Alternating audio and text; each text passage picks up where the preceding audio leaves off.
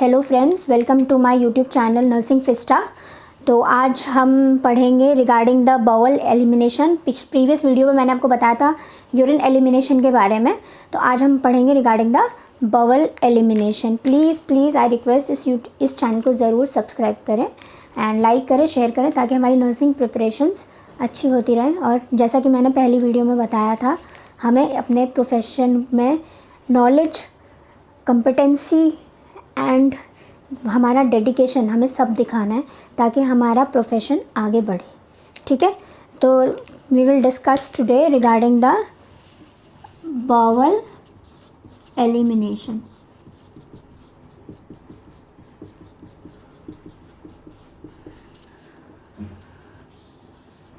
Bowl elimination, तो सबसे पहले हम टर्म्स पढ़ेंगे कुछ। सबसे पहले पढ़ेंगे हम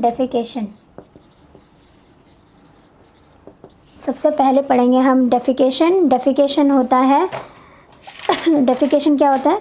defecation is the normal act of passing stool. Defecation क्या होता है? Normal act of passing stool. Normal act, defecation होता है normal act of passing stool को हम डेफिकेशन बोलेंगे। उसके बाद टर्म आती है straining, forceful expulsion of stool. मतलब हम बहुत ज़्यादा प्रेशर लगाते हैं तब स्टूल पास होता है, तो it's known as forceful expulsion of stool. ये होता है नॉर्मल एक्सपल्शन, ये होता है फोर्सफुल एक्सपल्शन ऑफ स्टूल। क्या होता है? Defecation is normal expulsion of stool और straining is known as defecation, ये straining is known as forceful expulsion of stool. Third is impaction. Impaction की patient is unable to pass stool due to long time constipation. Patient long time constipation होने की वजह से stool pass नहीं कर पाता है। क्या होता है? स्टूल पास नहीं कर पाता है due to long time constipation. Due to long time constipation क्या होगा? Patient is not able to pass the stool which is known as impaction. ये डेफिनेशंस बहुत इंपॉर्टेंट है बिकॉज ये डेफिनेशंस एग्जाम में आती हैं और आपको बताते हैं कि ऐसे आ जाएगा, forceful expulsion of stool is known as straining.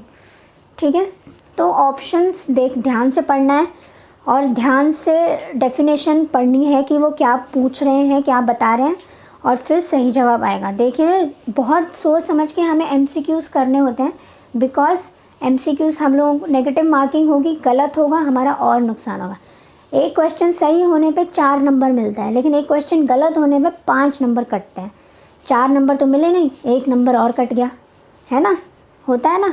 तो हम लोगों को बहुत सोच समझ के MCQs करने चाहिए। Next is constipation. Constipation, patient has difficulty in passing of stool. Patient have difficulty in passing of stool. Normal expulsion of stool को कहते हैं defecation, forceful expulsion को stool को कहते हैं straining. Due to long time constipation, patient नहीं कर पाता stool pass और इसमें unable to pass stool. ठीक है, हो गया?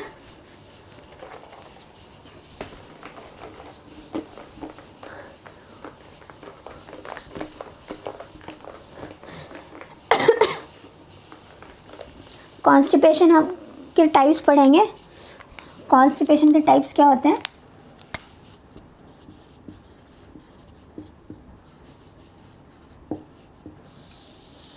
कॉन्स्टिपेशन होता है primary, secondary, atonic, spastic and pseudo. ठीक है, कौन सा होता है? Primary, secondary, atonic, spastic, pseudo. ठीक है, ये सारे ये टाइप्स हैं। प्राइमरी क्या होता है? Due to nutritional deficiency. Due to nutritional deficiency.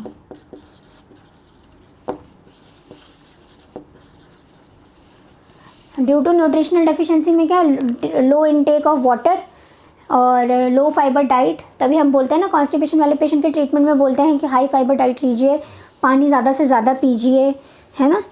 तो इसमें क्या होता है, decrease water intake, low fibre diet,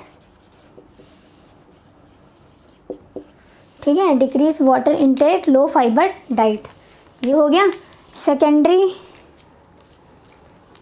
due to any disease condition,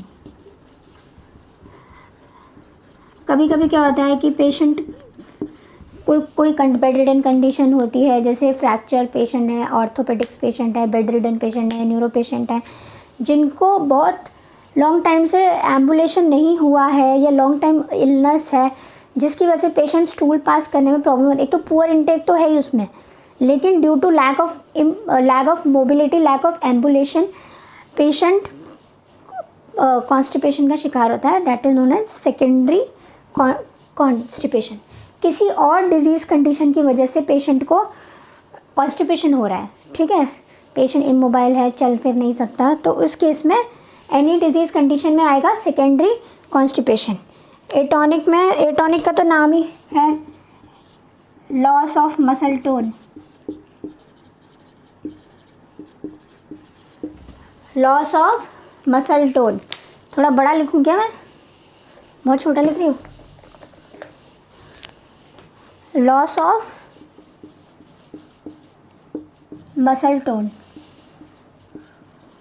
इसमें क्या होता है, मसल टोन जो होती है हमारे रेक्टल मसल्स की, वो लॉस ऑफ मतलब रेक्टल मसल का जो टोन होता है वो कम हो जाता है, तो जिसकी वजह से पेशेंट को कॉन्स्टिपेशन होता है। स्पास्टिक में क्या होता है, नैरोइंग ऑफ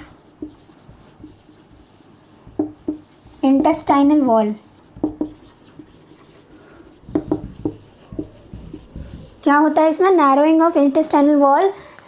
इंटेस्टाइनल वॉल के नैरोइंग की वजह से पेशेंट को स्टूल पास करने में प्रॉब्लम होती है, जिसकी वजह से पेशेंट को कॉन्स्टिपेशन होता है, और उसे हम कहेंगे स्पास्टिक कॉन्स्टिपेशन, जो नैरोइंग ऑफ इंटेस्टाइन वॉल। और ये स्यूडो मतलब फॉल्स कॉन्स्टिपेशन। स्यूडो का क्या मतलब होता है, स्यूडो मीन्स फॉल्स, है ना, ड्यू टू साइकोलॉजिकल,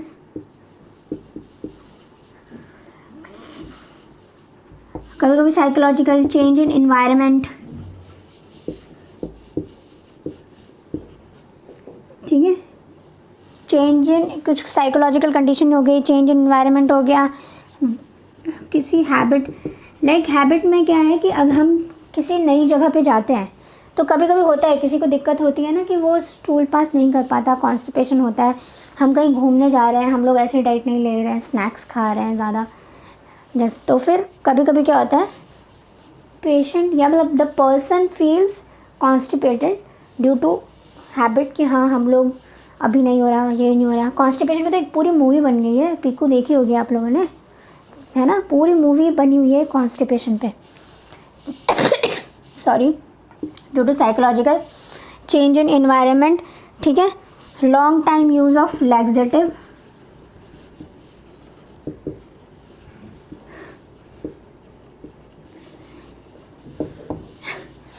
ठीक है, एक्सेसिव डायरिया, कभी कभी क्या होता है कि हम पेशेंट को डायरिया के लिए दवाई देते हैं मेट्रोजेल नॉर्फ्लॉक्स, जब वो ज़्यादा खा लेता है तो उसको कॉन्स्टिपेशन हो जाता है, फिर कॉन्स्टिपेशन के लिए एनीमा लगाते हैं, फिर एनीमा से कॉन्स्टिपेशन, एनीमा से डायरिया हो जाता है, डायरिया से कॉन्स्टिपेशन हो जाता है।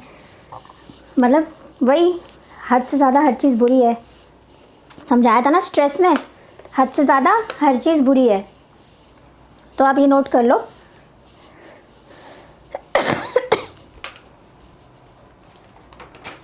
कॉन्स्टिपेशन के मैनेजमेंट में आप क्या करोगे, कॉन्स्टिपेशन के मैनेजमेंट में आप करोगे डाइट मॉडिफिकेशन, पेशेंट को एम्बुलेशन के लिए बोलेंगे, डाइट मॉडिफिकेशन के लिए बोलेंगे, high water intake, high fibre diet, ambulation, जितना पेशेंट एम्बुलेट करेगा मसल रिलैक्स होंगी, ठीक है, मसल, और उसके बाद क्रेड मैनुअर बताया था ना, यूरिन एलिमिनेशन में हायर एब्डोमेन से लोअर एब्डोमेन मसाज करनी है, क्रेड मैनुअर में।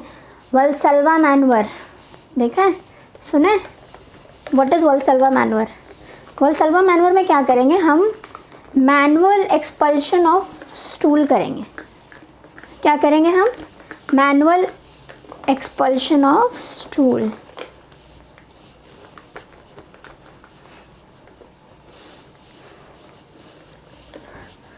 क्या करेंगे हम? Manual expulsion of stool.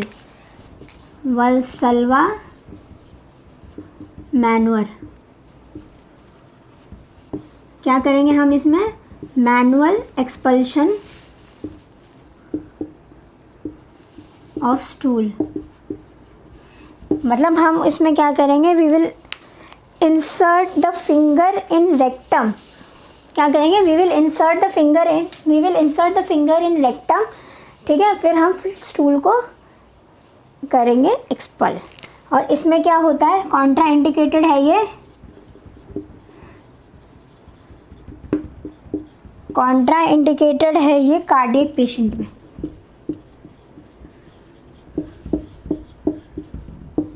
Cardiac patient में कॉन्ट्रा इंडिकेटेड है क्योंकि फिंगर इंसर्ट करेंगे, it will lead to activation of vagus nerve. Cranial nerve है ना, वेगस नर्व 10th है ना, 10th nerve vagus nerve, which will lead to decrease heart rate यानी कि bradycardia. Which will lead to decrease in heart rate which is called as bradycardia. इसमें क्या करेंगे? हम फिंगर इंसर्ट करेंगे रेक्टम में, उसके बाद पेशेंट को स्टिमुलेशन मिलेगा इससे टू एक्सपल द स्टूल। उसके बाद ये जो प्रोसीजर है it is Contra indicated in the cardiac patient because finger जैसे ही हम इंसर्ट करेंगे 10th वेगस नर्व एक्टिव होगी और 10th वेगस नर्व क्या करेगी? डिक्रीज करेगी हार्ट रेट को, which is known the condition decrease in heart rate, the condition is known as bradycardia. The condition is known as bradycardia. ठीक है, समझ आ गया? कुछ भी समझ नहीं आ रहा तो डू राइट इन कमेंट्स, ज़रूर कमेंट्स में लिखेगा।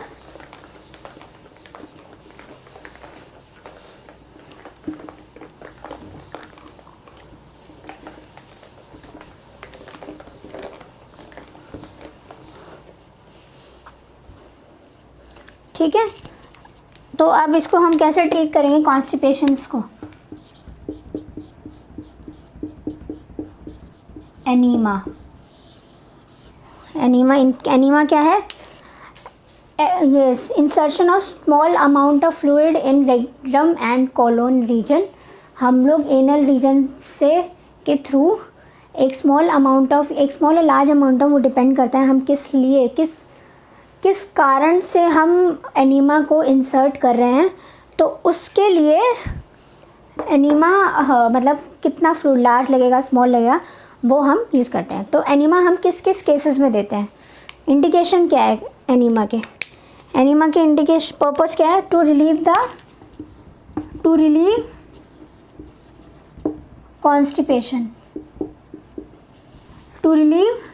कॉन्स्टिपेशन बिफोर एनी सर्जरी,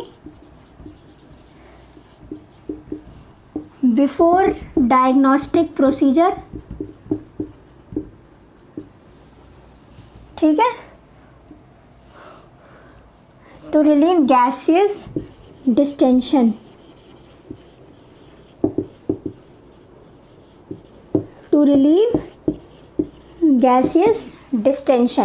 क्या क्या है? To relieve constipation before any surgery, before any diagnostic procedure, to relieve constipation, to relieve gaseous distension. इन चीज़ों के लिए हम एनीमा यूज़ कर सकते हैं। कॉन्ट्रा इंडिकेटेड किस केस में होता है? ये कॉन्ट्रा इंडिकेटेड होता है अपेंडिसाइटिस पेशेंट में। ठीक है, अगर पेशेंट को इलेक्ट्रोलाइट इम्बैलेंस है ऑलरेडी, आप एनीमा दे रहे हो, एनीमा देते ही उसके बॉडी से फ्लूइड और स्टूल दोनों जाएगा, डायरिया होने के चांसेस हैं एनीमा से डायरिया होने के चांसेस हैं, तो इलेक्ट्रोलाइट बैलेंस वाले पेशेंट और ज़्यादा दिक्कत हो जाएगी। Any rectal surgery because it will cause the pain. ठीक है, ये कॉन्ट्रा इंडिकेटेड है।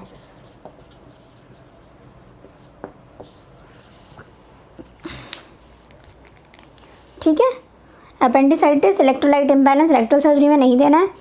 इन सब चीज़ों के लिए हम लोग देंगे पेशेंट को to relieve constipation before any surgery, before any diagnostic procedure, to relieve gases distension.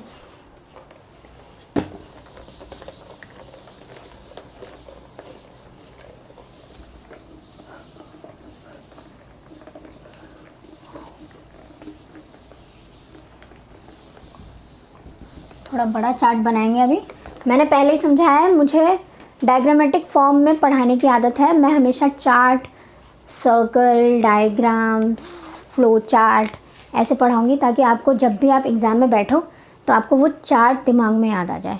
ठीक है, अब हम पढ़ेंगे types of classification of enema. क्या पढ़ेंगे हम? Classification of enema. First is evacuant enema,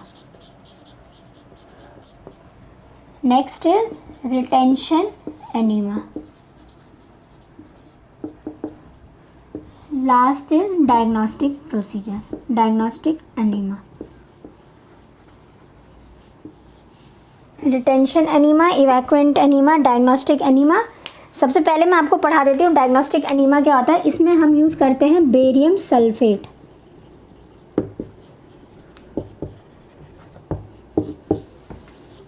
diagnostic enema to detect any colon disease, large intestine disease procedure में हम लोग डायग्नोस्टिक एनीमा यूज़ करेंगे। बेरियम सल्फेट हम इंसर्ट करेंगे पेशेंट में, ठीक है, ताकि it will act as a contrast medium in the test.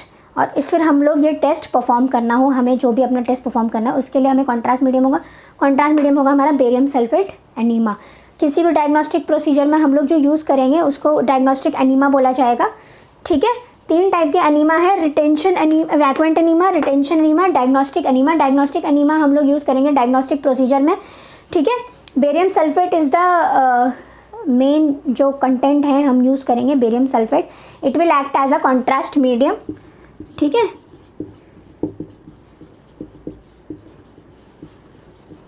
Can be used in large intestine, या हमें कोलोन को एनी डिजीज़ कंडीशन हमें देखनी हो लार्ज इंटेस्टाइन या कोलन की, तो हम यूज़ करेंगे कॉन्ट्रास्ट मीडियम में बेरियम सल्फेट। ठीक है, अब हम पढ़ते हैं इसको इवैक्वेंट एनीमा को। Evacuant enema is further divided into simple, medicated and cold. Simple, medicated and cold. ठीक है, इन दोनों एनीमा के बीच में कुछ कुछ डिफरेंसेस हैं जो हम पढ़ेंगे, जो कि एग्ज़ाम पॉइंट ऑफ व्यू से बहुत ज़्यादा इंपॉर्टेंट है, क्योंकि ऐसे क्वेश्चंस आते हैं। अगर मैं आपको ऐसे लिखवा दूँ इवैक्वेंट एनीमा, फिर कहानी लिख दूँ, फिर ये मिटाऊँ, फिर रिटेंशन एनीमा का, तो आपको समझ नहीं आएगा। आप अगर कंपेरेटिव स्टडी करोगे तो आपको ज़्यादा समझ आएगा, थोड़ा बस दिमाग लगाने की ज़रूरत है, बाकी कुछ दिक्कत नहीं है। Simple, medicated, cold enema, retention enema, diagnostic. मैं आपको नाम बता देती हूँ पहले। ठीक है, तो सिंपल, मेडिकेटेड सिंपल है एक, तो ये मेडिकेटेड एनीमा में क्या क्या है? ऑयल एनीमा, परगेटिव एनीमा, है ना, oil enema, purgative enema, astringent enema, carminative enema, anti helminth.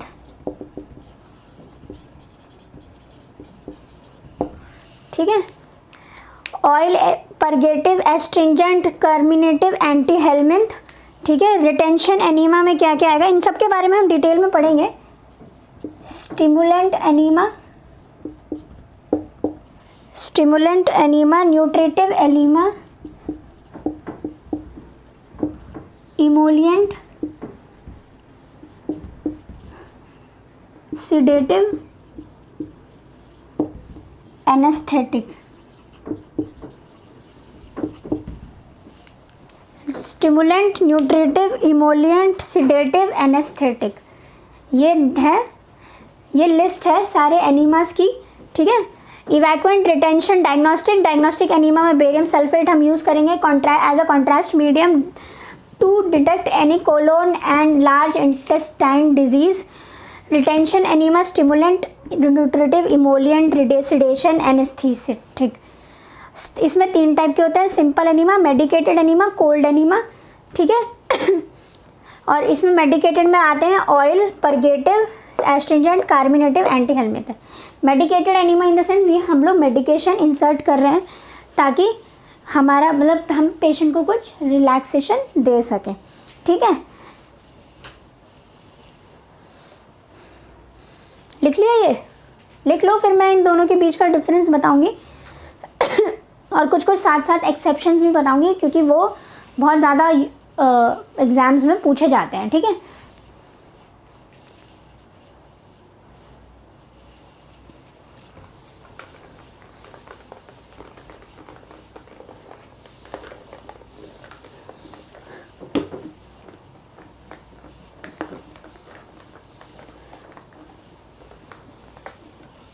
ओहो, ये भी मिट गया, बहुत मिटने की जल्दी है इसको भी। सॉरी, मुझे हल्का सा कफ हो रखा है। इवैक्वेंट एनीमा, रिटेंशन एनीमा। ठीक है, सबसे पहले तो it is used for cleaning purpose and it is used for therapeutic purpose. हमें किसी चीज़ को ट्रीट करना है तो थेराप्यूटिकली हम रिटेंशन करेंगे। अगर हमें सिर्फ क्लीनिंग करनी है तो we will use the evacuant enema. ठीक है, ये हो गया हमारा first point. Second point, it can be use more than 1 per day. More than 1 per day हम यूज़ कर सकते हैं, लेकिन इसको ओनली 1 पर डे। इसको दिन में सिर्फ एक ही बार हम लोग यूज़ कर सकते हैं, क्योंकि हम कोई डिजीज़ कंडीशन के लिए कर रहे हैं तो बार बार नहीं देंगे। एनीमा का वही बार बार देंगे कॉन्स्टिपेशन। लेकिन इसका एक एक्सेप्शन है and that is nutritive enema, क्योंकि ये इसमें हम नाम से पता चल रहा है न्यूट्रिशन प्रोवाइड कर रहे हैं, तो हम इसको दिन में एक से ज़्यादा बार दे सकते हैं। ठीक है, इसको हम देंगे, जो हमारा एनीमा होता है nutritive enema, we can give nutritive enema 6 to 8 times.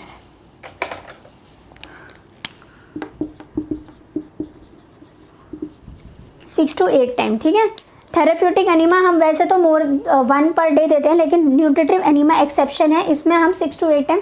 मैं जो भी रेड पेन से लिखूंगी दैट आर एक्सेप्शंस, तो आपको इजीली हो जाएगा। आप भी कोई अलग कलर से लिखना चाहें या वैसे, ताकि आपको हाईलाइटेड रहे, तो आप लिख सकते हैं।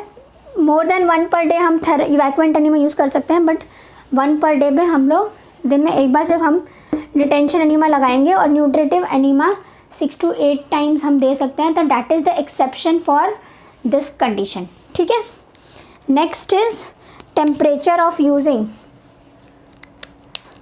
तो एडल्ट में हम यूज़ करेंगे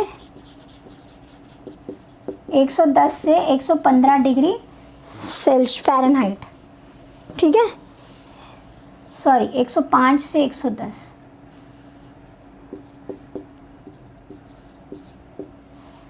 एडल्ट में हम यूज़ करेंगे 105 से 110 डिग्री फ़ारेनहाइट टेम्परेचर का एनीमा। चाइल्ड में यूज़ करेंगे 100 डिग्री फ़ारेनहाइट। इसका एक्सेप्शन है कोल्ड एनीमा। कोल्ड एनीमा नाम से ही पता चल रहा है। अब जाहिर सी बात है, इतने टेम्परेचर को कोल्ड तो बोलेंगे नहीं, है ना। तो ये एडल्ट में हम यूजुअली यूज़ करते हैं वैक्यूम क्लीनर 105 से 110 डिग्री फ़ारेनहाइट, और चाइल्ड में यूज़ करते हैं 100 डिग्री फ़ारेनहाइट। लेकिन कोल्ड एनीमा इसका एक्सेप्शन है, जिसमें हम यूज़ करते हैं 65 से 85 डिग्री फ़ारेनहाइट। ठीक है, it is used in condition hyper pyrexia. Patient को बहुत ज़्यादा फीवर है 105 अबाव, तो हम पेशेंट को कोल्ड एनीमा देंगे 65 degree to 85 degree Fahrenheit, hyperpyrexia. इस कंडीशन में हम यूज़ करेंगे। नेक्स्ट है, इसमें हम नॉर्मल बॉडी टेम्परेचर पे यूज़ करेंगे, एट बॉडी टेम्परेचर, या फिर 98 डिग्री फ़ारेनहाइट। ठीक है, 98.6 डिग्री फ़ारेनहाइट। 98.6 डिग्री फ़ारेनहाइट पे हम लोग यूज़ करेंगे रिटेंशन एनीमा, और इवैक्वेंट एनीमा हम एडल्ट्स में यूज़ करेंगे इतने टेम्परेचर पे, और चाइल्ड में हम यूज़ करेंगे इतने टेम्परेचर पे। इसका एक्सेप्शन है cold enema 65 to 85 degree Fahrenheit का टेम्परेचर में यूज़ करते हैं हाइपर पायरेक्सिया कंडीशन में। ठीक है, इसमें नेक्स्ट है होल्डिंग टाइम।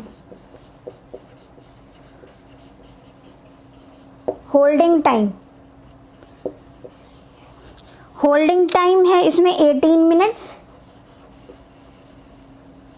होल्डिंग टाइम इसमें है 18 मिनट्स। अब क्योंकि रिटेंशन एनीमा है तो we can use 2-3 hours in sigmoid colon.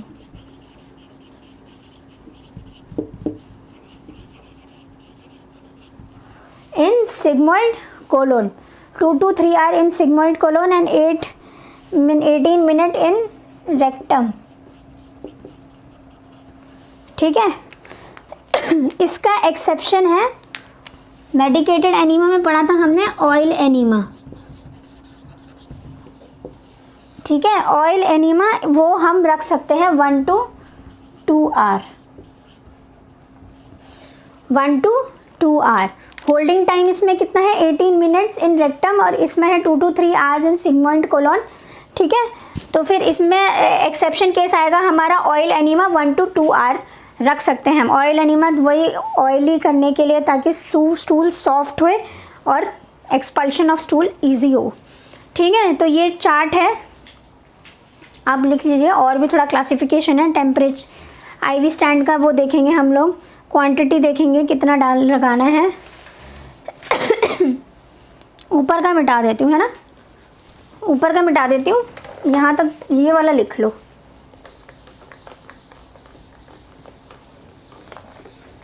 वैसे तो मैं बोलती जाती हूँ तो साथ साथ ही लिखते रहा करो, थोड़ा इजी हो जाएगा ना।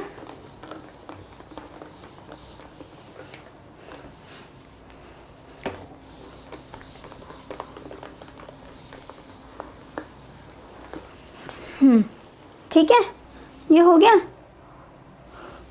अब इसमें हाइट ऑफ आईवी फ्लूइड कितना यूज़ करेंगे,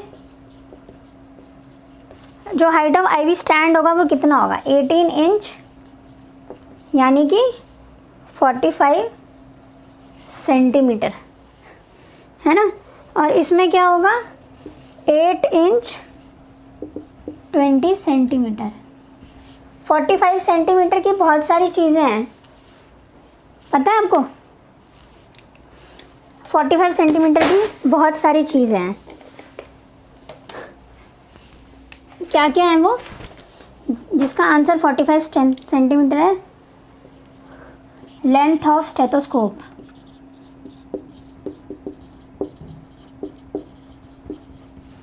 ठीक है। फोटोथेरेपी में length of umbilical cord,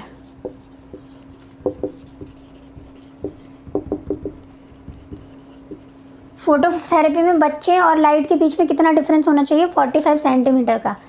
length of stethoscope, length of umbilical cord, phototherapy और भी हैं, length of stethoscope, phototherapy, length of, चलो याद आएगा तो बताऊंगी। वैसे तो मुझे 3 अच्छे से याद है और याद आएगा तो मैं बताती हूँ। ठीक है, ये 45 सेंटीमीटर में इन सब में चीज़ें पूछेंगे तो उसका आंसर होएगा 45 सेंटीमीटर। ठीक है,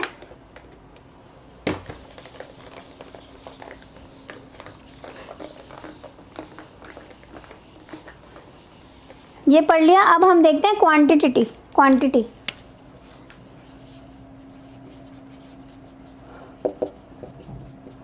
एडल्ट में हम डालेंगे 500 से 1000 ml।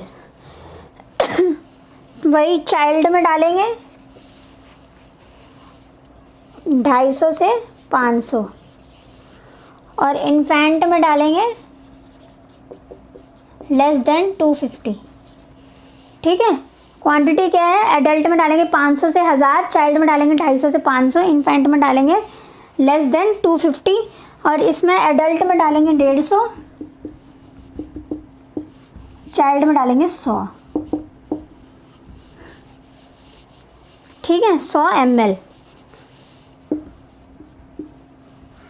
एडल्ट में डालेंगे 150 ml, चाइल्ड में डालेंगे 100 ml। ठीक है, समझ आ गया।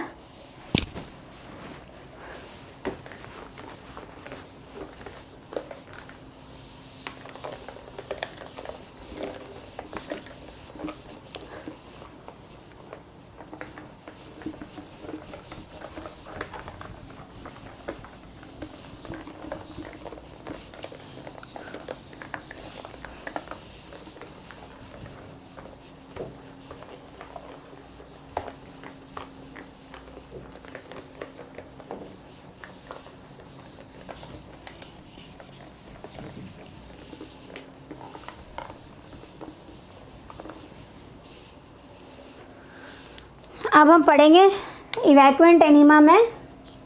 इवैक्यूएंट पढ़ा था ना हमने, उसमें सबसे पहले क्या था? सिंपल।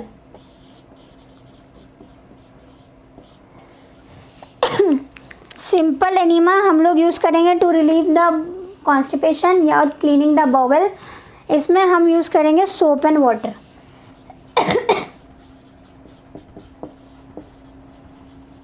सोप एंड वाटर, इसमें 50 ml सोप हम यूज़ करेंगे, 1000 ml water. Simple evacuant enema हम लोग यूज़ करते हैं टू क्लीनिंग द बाउल। इसमें हम करेंगे सोप प्लस वाटर।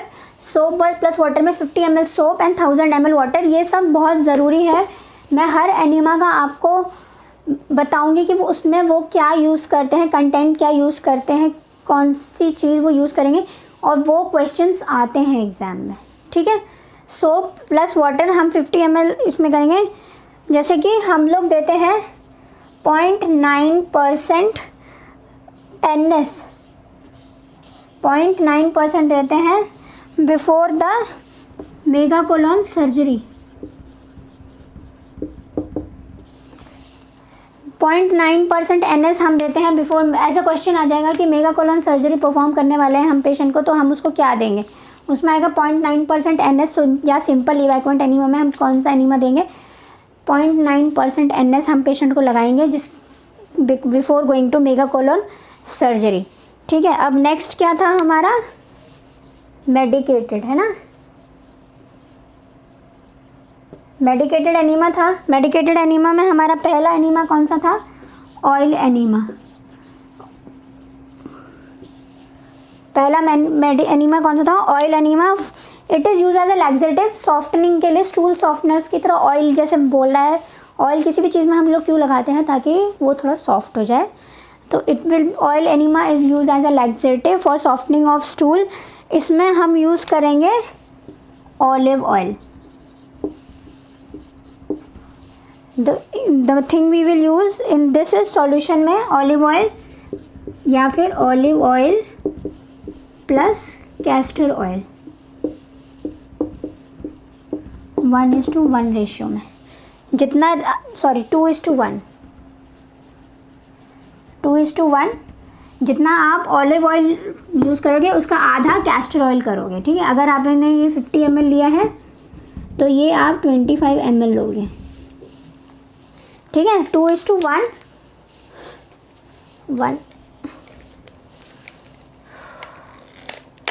2:1। ठीक है, ऑलिव ऑयल, कैस्टर ऑयल। इसको मैं 2 उसमें कर देती हूँ ताकि हम ज़्यादा से ज़्यादा लिख पाएँ, वरना तो लिखते रहेंगे मिटाते रहेंगे, है ना। Oil enema. Next is holding time, इसका बताया था ना मैंने, 1 से 2 आवर। नेक्स्ट है हमारा परगेटिव एनीमा। ये क्वेश्चन आया है बहुत बार। परगेटिव एनीमा, परगेटिव एनीमा इस ग्लिसरीन एनीमा भी कह सकते हैं। ऐसे बोल सकते हैं कि कौन से एनीमा में हम ग्लिसरीन यूज़ करेंगे। ये क्वेश्चन आता है कि कौन से एनीमा में हम लोग ग्लिसरीन यूज़ करते हैं, तो answer is purgative enema, also known as glycerine enema. इसमें हम यूज़ करेंगे वही ग्लिसरीन। कभी कभी हम ग्लिसरीन के साथ कैस्टर ऑयल भी यूज़ कर सकते हैं। इसमें आएगा 1:1। ठीक है, 1:1। और अगर हम इन्फेंट्स में कर रहे हैं या न्यूनेट्स में कर रहे हैं, इन्फेंट्स एंड न्यूनेट्स में we will use glycerine water. Glycerine water 1:2, ताकि बच्चों में डायरिया ना हो, रिस्क ऑफ डायरिया ना हो बच्चों में, because diarrhoea is the critical condition for the child. It will lead to dehydration. Dehydration से बहुत दिक्कत होती है छोटे बच्चों को। ठीक है, तो ग्लिसरीन हम यूज़ करेंगे परगेटिव एनीमा में। ऑयल एनीमा में हम ऑलिव ऑयल यूज़ करेंगे। ऑलिव ऑयल के साथ कभी कभी कैस्टर ऑयल भी लगा यूज़ कर सकते हैं 2:1 के रेशियो में। परगेटिव एनीमा, ग्लिसरीन एनीमा भी कहते हैं इसको। इन्फेंट और न्यूनेट में ग्लिसरीन वाटर करेंगे और एडल्ट में ग्लिसरीन और कैस्टर ऑयल यूज़ कर सकते हैं। ठीक है, नेक्स्ट इज एस्ट्रिंजेंट एनीमा।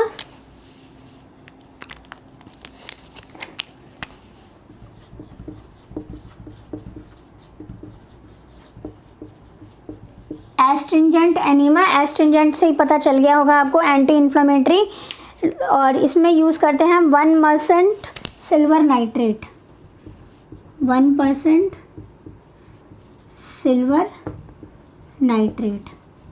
क्या यूज़ करेंगे हम इसमें? 1% सिल्वर नाइट्रेट। ये क्या करता है? ये लोअर बाउल में अगर कोई इन्फ्लामेशन है, एस्ट्रिजेंट का क्या होता है? Anti inflammatory, also known as anti inflammatory, it is also known as anti inflammatory. तो फिर इसमें 1% सिल्वर नाइट्रेट यूज़ करेंगे, एंटी इन्फ्लामेटरी कहते हैं इसको, और इसमें हम यूज़ करेंगे 1% सिल्वर नाइट्रेट। ठीक है, नेक्स्ट है हमारा कार्मिनेटिव। 5 ही थे ना, कार्मिनेटिव और एंटी हेलमिंथ। कार्मिनेटिव, इसमें हम एलम भी यूज़ कर सकते हैं। एलम को क्या बोलेंगे? फिटकरी। फिटकरी भी यूज़ कर सकते हैं। इसमें क्या करेंगे? 30 ग्राम फिटकरी लेंगे। ठीक है, 30 ग्राम फिटकरी लेंगे और 600 से 1200 ml पानी लेंगे। एस्ट्रिंजेंट है, 1% सिल्वर नाइट्रेट भी यूज़ कर सकते हैं, एलम भी यूज़ कर सकते हैं। फिटकरी 30 ग्राम लेंगे, 600 से 1200 ml पानी लेंगे। ठीक है, ये करेंगे कार्मिनेट। ये हो गया हमारा एस्ट्रिंजेंट। अब कार्मिनेटिव एनीमा को हम क्या बोलेंगे? Antispasmodic. Carminative enema is also known as antispasmodic. ठीक है, ये आपको याद करनी पड़ेंगी चीज़ें। एंटीस्पास्मोटिक, इसको इसीलिए मैं ऐसे पढ़ा रही हूँ ताकि आपको थोड़ा सा याद रहे, आपके दिमाग में ये ब्लैक बोर्ड आ जाना चाहिए जैसे ही आपको दिमाग, जैसे आपके सामने क्वेश्चन आता है। ठीक है, एंटीस्पास्मोटिक बोलेंगे इसको। इसमें क्या होता है? गैसियस डिस्टेंशन होती है, जो पेट में गैसियस डिस्टेंशन हो गई है तो उसको रिलीव करने के लिए we will use the carminative enema antispasmodic. इसमें हम यूज़ करेंगे टर्पेंटाइन ऑयल। इसमें हम क्या यूज़ करेंगे? Turpentine oil. इसको हम क्या करेंगे? 8 से 16 ml लेंगे। टर्पेंटाइन ऑयल कैसे लेंगे? 8 से 16 ml लेंगे इन 600 से 1200 ml पानी में।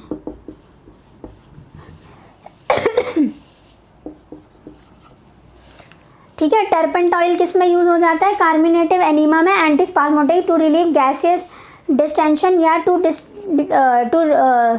Remove the flats. अगर हमें फ्लैटस पास करवाना हो या गैसियस डिस्टेंशन हो पेशेंट को तो कार्मिनेटिव एनीमा हम यूज़ करेंगे। एंटीस्पास्मोटिक में टर्पेंटाइल ऑयल यूज़ करते हैं, इसमें टर्पेंटाइन ऑयल यूज़ करेंगे। ठीक है, एंटी हेलमिंथिक क्या होगा? एंटी हेलमिंथिक का मतलब ये होता है एंटी पैरासिटिक।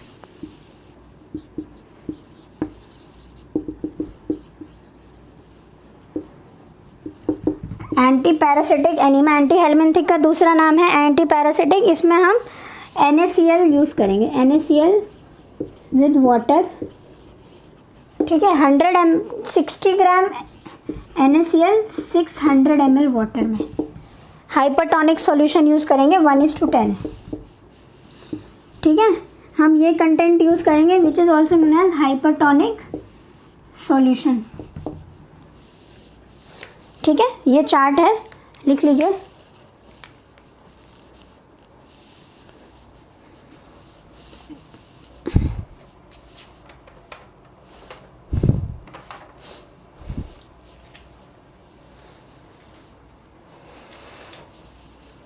ये हो गया। आपको बस याद करना है, ऑयल एनीमा में हम यूज़ करेंगे ऑलिव ऑयल, परगेटिव एनीमा में हम यूज़ करेंगे ग्लिसरीन, एस्ट्रिंजेंट एनीमा में हम यूज़ करेंगे एलम या 1% सिल्वर नाइट्रेट, कार्मिनेटिव एनीमा में हम यूज़ करेंगे टर्पेंटाइन ऑयल, एंटी हेलमिंथिक में हम यूज़ करेंगे sodium chloride in this water, hypertonic solution. ये क्वेश्चंस के जो छोटे छोटे ये पॉइंट्स हैं ना, टर्पेंटाइन ऑयल, हाइपरटोनिक सॉल्यूशन, ये सब बहुत ज़रूरी होते हैं क्योंकि यही से क्वेश्चंस बन के आते हैं। ठीक है, बहुत इंपॉर्टेंट टॉपिक है, और प्लीज़ इस चैनल को ज़रूर सब्सक्राइब करिए, लाइक करिए। मैं और ऐसे ऐसे टॉपिक्स आपके पास लेके आती रहूँगी, ठीक है।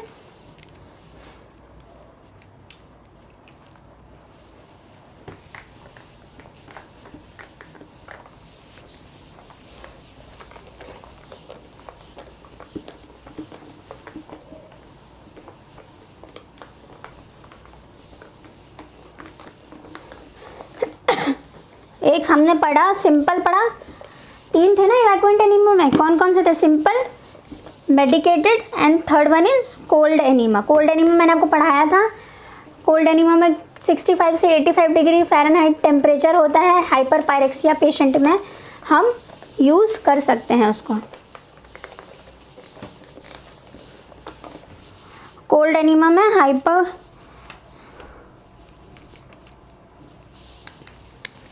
क्या था नेक्स्ट? कोल्ड एनीमा है ना। कोल्ड एनीमा क्यों यूज़ करेंगे? हाइपर पायरेक्सिया में 65 से 85 डिग्री फ़ारेनहाइट सॉल्यूशन होता है, वो इंसर्ट करेंगे हम पेशेंट में। इसका कॉम्प्लिकेशन है hypothermia less than 95 degree Fahrenheit. Complication क्या है इसका? Most common complication cold enema is hypothermia.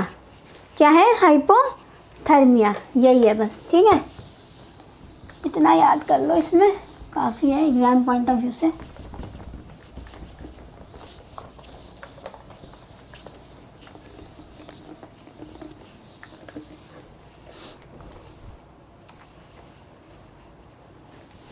अब हम आते हैं नेक्स्ट रिटेंशन एनीमा पे। किस पे? रिटेंशन एनीमा पे। वैसे ही जैसे हमने पढ़ा था वैसे ही पढ़ेंगे। रिटेंशन एनीमा, ठीक है। रिटेंशन एनीमा में सबसे पहले पढ़ा था हमने stimulant, next nutritive, next emollient, है ना, नेक्स्ट सिडेटिव, नेक्स्ट एनेस्थेटिक, ठीक है। Stimulant, nutritive, emollient, sedative, anaesthetic, ठीक है।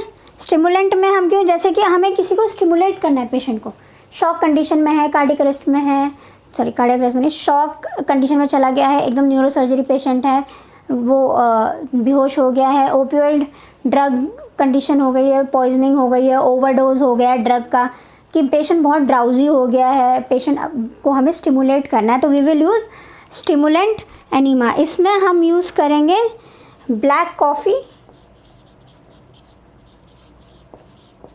Without milk, black coffee without milk. Stimulant enema हम क्यों यूज़ करेंगे? शॉक कंडीशन होए, पॉइजनिंग कंडीशन होए, ड्रग ओवरडोज होए, ओपियोइड ओवरडोज होए, तो फिर हम यूज़ करेंगे black coffee without milk as a stimulant enema. इसमें हम टेम्परेचर 108 डिग्री फ़ारेनहाइट यूज़ कर सकते हैं। It is also an exception, क्योंकि रिटेंशन एनीमा में हमने पढ़ा था कि ये नॉर्मल बॉडी टेम्परेचर पे होता है। रिटेंशन एनीमा हमने क्या पढ़ा था कि नॉर्मल बॉडी टेम्परेचर का हम लोग यूज़ कर सकते हैं, लेकिन स्टिमुलेंट एनीमा में हम लोग थोड़ा सा ज़्यादा गर्म 108 डिग्री फ़ारेनहाइट का सॉल्यूशन यूज़ कर सकते हैं, ठीक है, स्टिमुलेंट एनीमा में। न्यूट्रिटिव एनीमा क्यों होता है? जैसे जीआई ब्लीडिंग हो रही हो, हेमोफीलिया डिसऑर्डर हो, या हमें पेरेंटल न्यूट्रिशन पेशेंट को प्रोवाइड करना हो, तो हम लोग देंगे न्यूट्रिटिव एनीमा। न्यूट्रिटिव एनीमा हम 6 to 8 टाइम्स दिन में देते हैं, पढ़ाया था ना अभी मैंने एक्सेप्शन में, 6 to 8 टाइम्स हम देंगे। इसमें हम देते हैं कुछ भी न्यूट्रिशन हमें देना हो, टीपीएन टाइप जो भी हम देते हैं, पेरेंटल न्यूट्रिशन ना देके हमें एनीमा के थ्रू न्यूट्रिशन देना हो, ठीक है, तो फिर हम लोग देंगे न्यूट्रिटिव एनीमा में। इमोलिएंट एनीमा में हम देंगे opium plus starch water. Opium plus starch water हम इमोलिएंट अनीमा में देंगे। इमोलिएंट का मतलब तो स्मूथनेस, सॉफ्टनेस, जितने भी हम लोग इमोलिएंट यूज़ करते हैं, बोलते हैं ना ये क्या बोलते हैं, Vaseline is also an emollient जो हम यूज़ करते हैं ताकि स्मूथ रहे, ड्राइनेस नहीं रहे। तो emollient enema is to smoothness and softening of bowel mucous membrane. Bowel की म्यूकस मेम्ब्रेन को सॉफ्ट रखने के लिए हम लोग यूज़ करेंगे इमोलिएंट, एंड इमोलिएंट में यूज़ करेंगे हम ओपियम प्लस स्टार्च वाटर, ठीक है। नेक्स्ट सिडेटिव में हम यूज़ करेंगे पोटेशियम ब्रोमाइड, पेशेंट को सिडेट करने के लिए। सिडेटिव एनीमा क्यों यूज़ करेंगे? Potassium bromide. अब ये नहीं यूज़ होता because it causes cancer. Sedative में हम पोटेशियम ब्रोमाइड यूज़ करते हैं और इसमें हम अलग एक कंटेंट यूज़ करते हैं नोन एज एवरिन। ये बहुत इंपॉर्टेंट क्वेश्चन है, ये आया हुआ है, ठीक है। एवरिन सिडेटिव में पोटेशियम ब्रोमाइड यूज़ करते हैं, बट आजकल यूज़ नहीं करते बिकॉज इट कॉजेज़ कैंसर होने के चांसेस होते हैं इस सॉल्यूशन से, तो हम लोग ये यूजुअली यूज़ नहीं करते हैं। एनेस्थेटिक एनीमा में हम यूज़ करते हैं एवरिन, ठीक है। अब कुछ पॉइंट्स हैं, जैसे कि पोजीशन हम क्या देंगे, सिम्स लैटरल। पेशेंट को हम पोजीशन देंगे सिम्स लैटरल, ठीक है। जब हम पेशेंट को एनीमा देना होगा तो उसके लिए हम क्या मोस्ट कॉमन पोजीशन हम यूज़ करेंगे, सिम्स लैटरल या जेनोपेक्टोरियल भी बोलते हैं ना इसको, जेनोपेक्टोरियल भी इसी को बोलते हैं, सिम्स लैटरल को। इसमें क्या बोलेंगे हम, जैसे ही इंसर्ट करने वाले होंगे ना पेशेंट को, हम बोलेंगे कि एक्सहेल बिफोर द प्रोसीजर, ताकि जो रेक्टल मसल हैं वो रिलैक्स हो जाएं, ठीक है। एक्सहेल करने को बोलेंगे एक्सहेल बिफोर प्रोसीजर।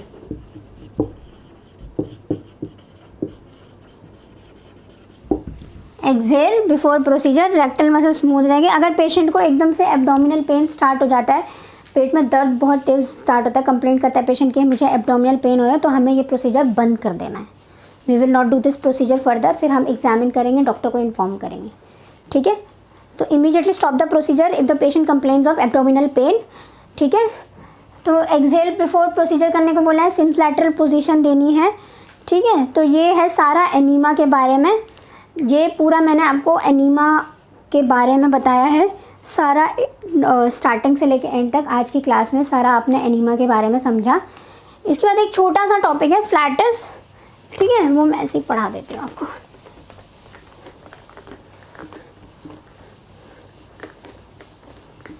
फ्लैटस पास करने के लिए तो हम लोग क्या करते हैं, फ्लैटस ट्यूब को इंसर्ट करते हैं। फ्लैटस पास करने के लिए हम सॉल्यूशन यूज़ करेंगे KMnO4 प्लस वाटर। एक बीकर लेंगे, उसमें फ्लैटस ट्यूब डालेंगे, ठीक है। और ये रेक्टम, पेशेंट के रेक्टम में हम एक फ्लैटस ट्यूब डालेंगे, ठीक है। और ये होगा, इसमें हम लोग सॉल्यूशन लेंगे, ठीक है। अगर तो पेशेंट के रेक्टम से डालने के बाद इसमें बबल्स आते हैं, तो इसका मतलब पोजीशन ठीक है, patient is passing the flats, procedure ठीक हो रहा है। मोर देन 20 मिनट्स नहीं रखना है, more than 20 minutes is contraindicated. It will cause the, क्या कॉज करेगा, ulceration. It will cause ulceration of bowel, sorry rectum, ठीक है। फ्लैटस ट्यूब होती है एक, वो अगर हमारा पेशेंट कंप्लेंट कर रहा है मैंने फ्लैटस पास नहीं करा है, तो हम नॉर्मल एनीमा देने के बजाय हम लोग ये नॉर्मल ट्यूब से भी प्रोसीजर कर सकते हैं। KMnO4 प्लस वाटर यूज़ करेंगे, रेक्टम में पाइप डालेंगे तो फिर बबल्स आएंगे, तो हमारा प्रोसीजर नॉर्मल है। और मोर देन 20 मिनट्स के लिए हमें उसको अंदर नहीं रखना है, because it will cause the irritation, it will cause irritation to the patient, ठीक है। समझ आ गया? तो ये थी एनीमा पे क्लास। प्लीज़ ज़रूर मुझे कमेंट सेक्शन पे बताइए, कुछ भी आपको पता जानना है, कुछ भी आप जानना चाहते हैं इस बारे में, और कुछ भी मुझे इम्प्रूव करने की ज़रूरत है, प्लीज़ मेरा चैनल सब्सक्राइब कीजिए, लाइक करिए, शेयर करिए, ताकि हम लोग तैयारी कर सकें। और हाँ, नॉर्सेट का एग्ज़ाम आ गया है, 11 सितंबर को है नॉर्सेट का एग्ज़ाम, ठीक है। तो उसके लिए हमें खूब सारी तैयारियां करनी है। नेक्स्ट मंथ एग्ज़ाम है 11 सितंबर का। मैं मेन पॉइंट्स आपको बताती रहूँगी जो भी एग्ज़ाम पॉइंट ऑफ व्यू से बहुत इंपॉर्टेंट है। तो प्लीज़ मेरा चैनल ज़रूर सब्सक्राइब कीजिए, मुझे फॉलो कीजिए please. Thank you so much, thank you.